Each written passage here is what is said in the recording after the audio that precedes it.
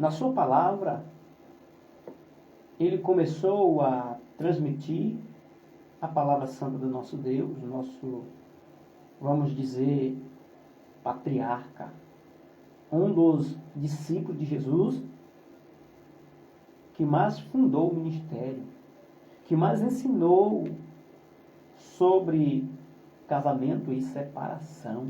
Olha o que diz aqui. O versículo 1, capítulo 7 do livro de 1 Coríntios. Ora, quanto às coisas que me escrevestes, bom seria que o homem não tocasse em mulher. Mas, por causa da fornicação, cada um tem a sua própria mulher, e cada uma tem a seu próprio marido. O marido conceda à mulher o que lhe é devido, e da mesma sorte a mulher ao marido. A mulher não tem poder sobre o seu corpo, mas tem-no o marido. E também, da mesma maneira, o marido não tem poder sobre o seu próprio corpo, mas tem a mulher. Estes 4 versículos, ele nos traz entendimento. O apóstolo Paulo aqui ele está dizendo que as coisas que foram escritas a ele, seria bom que o homem não tocasse em mulher.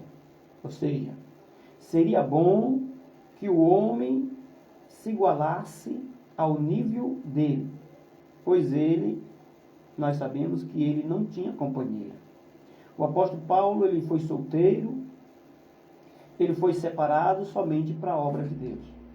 Ele não tinha companheira. E ele diz que, na sua palavra, assim, se as coisas que me escrevestes, eu vos dou um parecer, pela qual essas coisas vieram até a mim, para que eu venha receber cartas, dos demais irmãos que fizeram diante do seu ministério. E às vezes também ele ministrando, escrevendo cartas e enviando para as igrejas para alertar o povo que era casados, os ministros do evangelho que tinham suas companheiras. E também aquele solteiro que não tinha companheira. Ele disse que era melhor que os solteiros ficassem solteiros, assim como ele era solteiro. E ele disse também na sua palavra que se os solteiros não viessem a se conter, para que não venha abrasamento, a vontade, o desejo por mulher, que ele vinha, cada um deles tomaria para si mulheres, desde que seja no Senhor.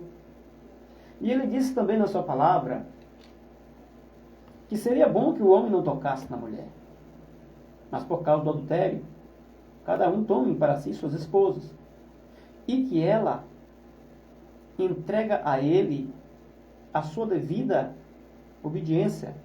Da mesma sorte, ele entregue a ela, a sua devida comunhão, respeito, amor, prosperidade, e assim sucessivamente. E a Bíblia diz que o homem pague a benevolência à sua mulher. Da mesma forma, a mulher paga a sua benevolência ao homem. O que significa isso? Significa que o pagamento, esta palavra benevolência, significa respeito, caráter, obediência. A mulher tem que obedecer ao seu marido. O marido tem que honrar com o seu chamado de marido para honrar sua esposa. Pois a Bíblia diz que Jesus Cristo é a cabeça de todo homem e o homem é a cabeça da mulher. Se a mulher for contra esses preceitos bíblicos, ela não está contra somente ao seu marido, e sim contra Deus. É sério. Se, porém, a Bíblia vai dizer agora, estou falando para os casados, e agora para os solteiros. O apóstolo Paulo disse que ele recebeu, e o que ele recebeu ele ia passar. O que ele recebeu? Entendimento, sabedoria, discernimento. Ele disse, olha, digo eu, para os solteiros, que é bom que fique solteiro. Mas que se ele não puder, não conseguir ficar solteiro, para que não venha prostituição, lascívia, desejos desregrados, que cada um tome suas esposas. E a Bíblia diz que quando se casarem, o marido não tem poder sobre o corpo dele próprio, e a mulher é que tem um domínio sobre o corpo do marido.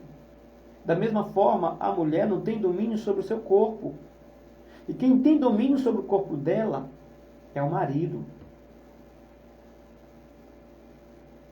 Pois a desobediência entre estas duas opções é uma falta, vamos dizer assim, de consentimento e de um diálogo dentro da Bíblia, de uma comunhão com Deus, de um respeito com a sã doutrina do Senhor. Porque a Bíblia diz que quando o homem casa com uma mulher, ele se torna uma só carne. O marido não tem poder sobre o seu corpo, e nem a mulher tem poder sobre o seu próprio corpo. O marido vai ter o poder para mandar no corpo da mulher. E a mulher vai ter o poder para mandar no corpo do marido. Que tudo isso deve que ser com ordem e com decência. Que tudo isso deve ser com atitudes que nós tomamos de amor, de união, de paz, de confraternização para com o nosso Pai Celestial. E a Bíblia diz mais no versículo 5 do mesmo livro de 1 Coríntios, capítulo 7, versículo 5, diz aqui, não vos priveis um do outro, senão por consentimento de ambos por algum tempo, para vos aplicardes ao jejum e à oração. E depois ajuntai-vos outra vez, para que Satanás não vos tente pela vossa incontinência. O que significa este versículo? Este versículo, o que Jesus quer passar para nós através do apóstolo Paulo? O nosso Senhor disse que não priveis um ao outro. O que significa privar um do outro? O que significa consentimento? O que significa a palavra de Deus dizer não vos priveis um ao outro? A não ser que seja com o consentimento de ambos, ou seja, acordo. Ambos concordam em se separar, não para a separação de divórcio, mas para uma separação, para a oração e jejum. E depois torne a se unir. Pois a Bíblia nos afirma que o homem, quando ele se priva da mulher, quando ele se recusa da mulher, a mulher, quando se recusa do homem, está cometendo um grave pecado. O gravíssimo pecado é cometido entre ambos a partir do momento que houver privação de uma das partes, Pois a Bíblia diz, não vos priveis um ao outro, senão por consentimento de ambos. Viu? Se um concordou e o outro não, pois melhor que não tenha não obedeçam este privamento. Mas se os dois consentirem, se os dois concordarem em uma separação para se aplicar em jejum e oração, amém. Se separe por algum tempo, algum período, Durante o jejum e a oração, entregue o jejum e a oração a Deus, apresente a Deus, e depois torne para se unir novamente com sua esposa. Mas tem que ter um diálogo entre os dois. Tem que ter uma conversa entre os dois.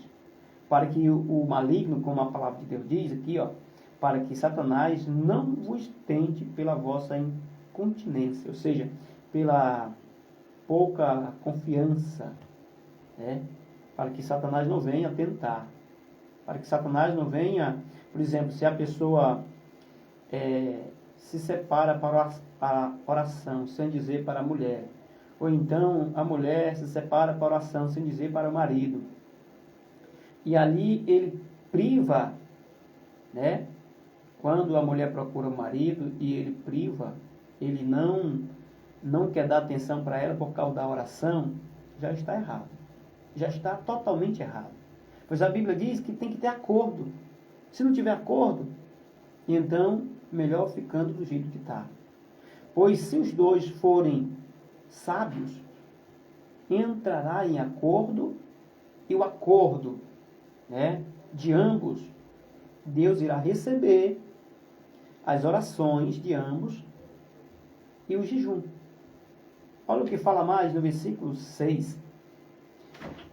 Digo isso, porém, por permissão e não por mandamento, porque quisera que todos os homens fossem como eu mesmo. Mas cada um tem de Deus o seu próprio dom. Um de uma maneira e outro de outra maneira. Digo, porém, aos solteiros e às viúvas, que lhes é bom que ficasse como eu. O que é que o apóstolo Paulo queria dizer aqui? O apóstolo Paulo queria dizer que as viúvas e os solteiros não viessem procurar casar. Mas ele responde no versículo 9 dizendo, mas se não pode conter-se, casem-se, porque é melhor casar-se do que abrasar-se.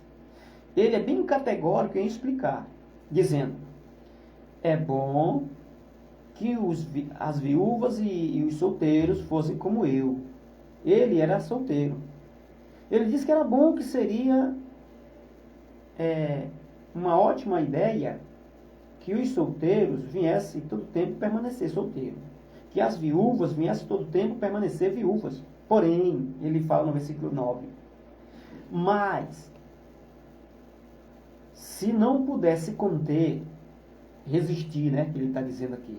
Ele está dizendo, se não pudesse conter, que essa palavra mesmo que resistir, se não conseguir resistir o seu corpo, porque esse desejo que nós temos para a nossa esposa, foi o próprio Deus que nos colocou.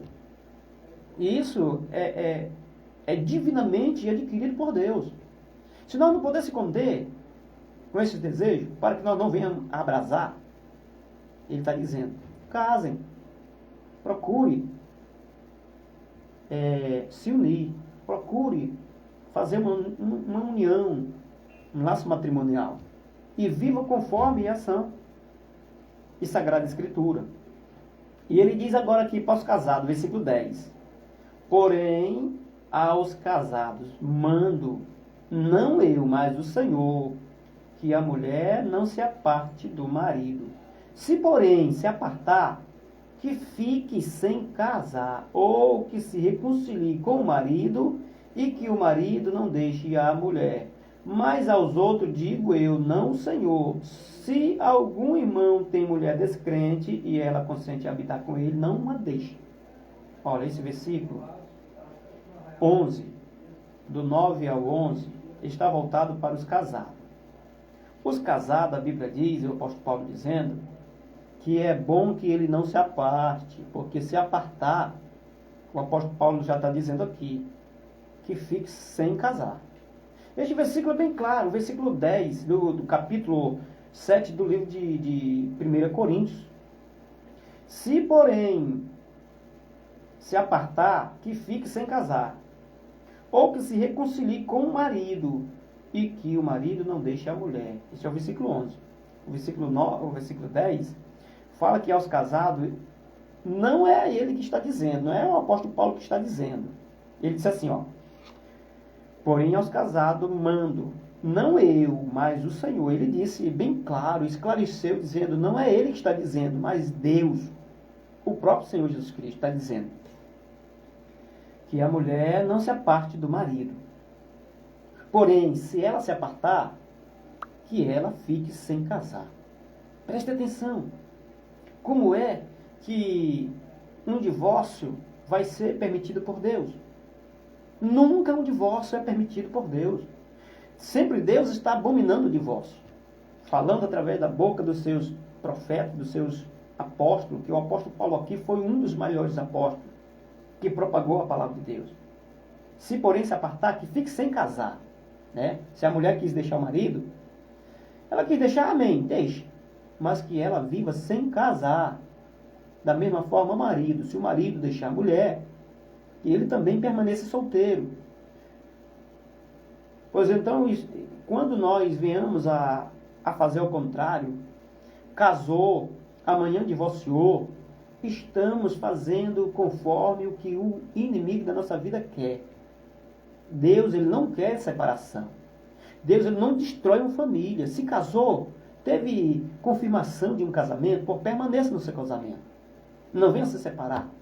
Porque a palavra de Deus diz que a separação, o divórcio, é abominável diante de Deus. Essa palavra abominável é odiável, por outras palavras. Odiável. Deus odeia o divórcio, repudia, repugna, né? Despreza o divórcio. O casamento não deve ter divórcio. E a Bíblia fala aqui uma coisa. Se alguma mulher tem marido descrente e ele consente em habitar com ela, não a deixe. Olha o que a Bíblia diz. Se uma mulher tiver um marido que não é crente, o apóstolo Paulo disse, não deixe. Se você tiver vontade de deixar ele porque ele não é crente e você é, mulher, não deixe. O apóstolo Paulo está dizendo bem claro, não deixe. E ele responde no versículo mais adiante, versículo 14, porque o marido descrente é santificado pela mulher, e a mulher descrente é santificada pelo marido. De outra forma, vossos filhos seriam imundos, porém agora são santos. Olha, se uma mulher tem um marido crente, e ela não é crente, mas ela é santificada por ele, porque ele é crente.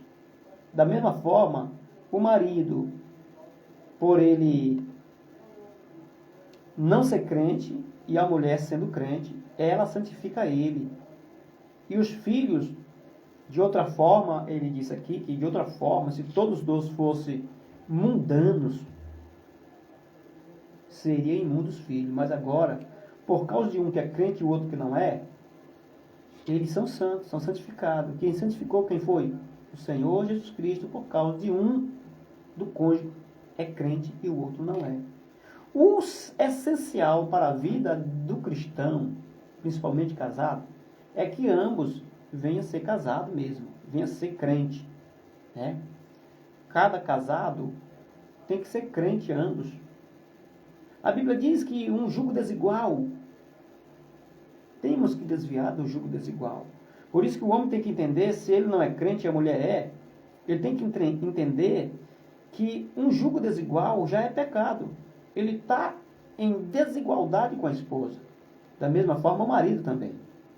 Se ele é crente e ela não é porque ela não é crente e ele é crente que ele vai deixar ela. Não, porque a Bíblia diz que uniu Deus, o homem não separe. Não consentiu um crente e outro não crente? Pois permaneça. O certo é a ambos se tornarem em uma só pessoa, em uma só comunhão, para adorar a Deus, para buscar a Deus em jejum e oração, para clamar a Deus e Deus ouvir. Porque a Bíblia diz que quando um justo ora, Deus ouve. Mas quando o ímpio ora, Deus abomina, repudia até a oração, viu? Por isso que é essencial, quando os dois é crente, né, segue a doutrina santa de Deus, é muito importante para a vida do casal. Mas a Bíblia diz que quando seguimos no caminho que dois tiverem de acordo, sigam. Mas se não tiverem de acordo, que um se separe do outro. Mas o acordo feito diante do altar, até a morte separa, foi uma promessa que fez diante do homem e diante de Deus. Esta é uma promessa meramente ilustrativa e surreal. A realidade está no ouvido, no olho e no subconsciente de cada um casado, de cada um dos que são casados, né? Que ambos, ao casarem, é importante e essencial serem crentes, serem justos diante de Deus, serem amados e amadas do nosso Senhor. E então, meu caro amigo ouvinte, a palavra nesta tarde foi propagada, foi transmitida, foi explicada. Creio que os irmãos que aí estão nos ouvindo pelo a live ao vivo no Facebook, pela web rádio, né, online, pela rádio, que fique bem claro para cada um de nós que somos casados. Casou, não busque separação. Está solteiro, não busque casar. Mas para não abrasar, casem-se. Que a graça do nosso Senhor Jesus, o amor de Deus e a comunhão do Espírito Santo esteja com todos. Amém.